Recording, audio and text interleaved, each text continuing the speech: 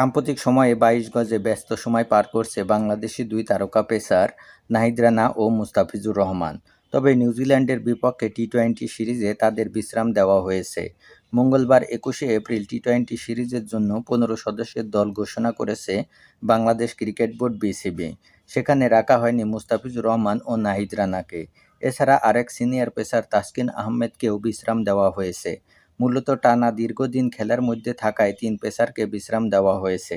তাসকিন আহমেদ গত পাকিস্তান সিরিজের পর বিশ্রাম পেলেও মুস্তাফিজ ও নাহিদ রানা ব্যস্ত ছিলেন পাকিস্তান প্রিমিয়ার লিগ পিএসএলে। এরপর নিউজিল্যান্ড সিরিজ খেলতে পিএসএলের মাঝপথে জাতীয় দলে যোগ দেন তারা। তিন তারকা পেসারকে বিশ্রাম দেওয়া প্রসঙ্গে প্রধান নির্বাচক হাবিবুল বাশার বলেন, টি-২০ দলে আমরা কিছু নতুন মুখ দেখতে চাইছি, সেই সুযোগে তাদের বিশ্রাম দেওয়া হয়েছে। নিউজিল্যান্ড সিরিজের পর পাকিস্তানের বিপক্ষে টেস্ট সিরিজের আগে রানা ও তাসকিন আহমেদের বিশ্রামের দরকার ছিল। দুই ম্যাচের টেস্ট সিরিজ খেলতে আগামী মাসে বাংলাদেশ সফরে আসবে পাকিস্তান।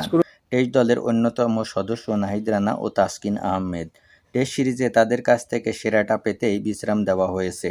অন্যদিকে মুস্তাফিজুর রহমান চোটের কারণে নিউজিল্যান্ডের বিপক্ষে প্রথম দুই ওয়ানডে মিস করেছেন। তবে চট্টগ্রামে সিরিজ নির্ধারণী তৃতীয় ও শেষ ওয়ানডে ম্যাচে খেলছেন তিনি। তাছাড়া গুঞ্জন রয়েছে ওয়ানডে সিরিজ শেষে ফের পিএসএলে যোগ দিতে পারেন মুস্তাফিজুর রহমান ও নাহিদ রানা।